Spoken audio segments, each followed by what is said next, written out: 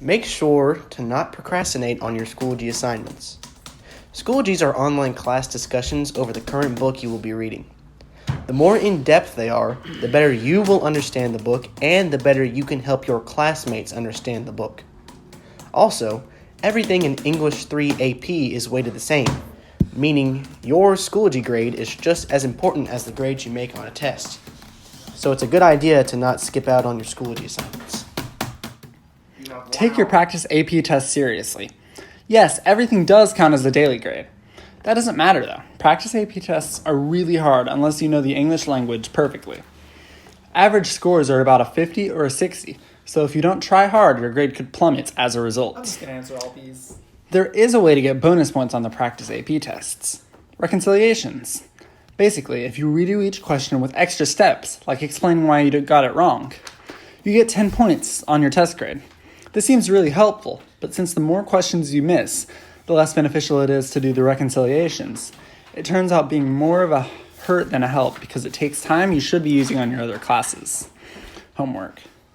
This only further proves that you should take your AP test seriously and try to get a good grade the first time so you don't have to redo it.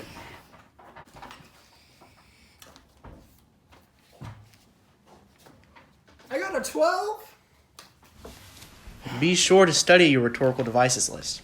On the AP test, you will have to write what's called a rhetorical analysis essay, which is where you read a random piece of literature from any given time period and analyze it for rhetorical devices and strategies.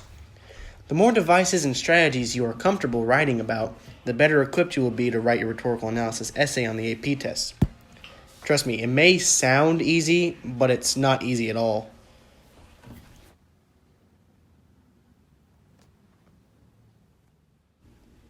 A teacher has to prepare and present your lessons and assignments on a daily basis.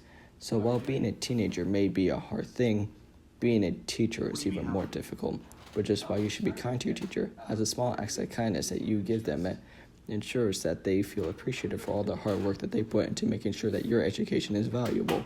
Favorite student right there. Yeah. Adams. And the most important thing to remember is that you should go to your classes, as if you don't go to your class, how are you going to be able to get your education?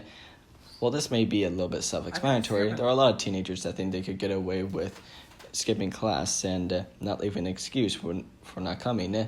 But keep in mind that not only would you be missing out on the amazing education and benefits that come from it, but also you would have to go to summer school and you won't be able to receive any of the same benefits that being in an AP class would offer.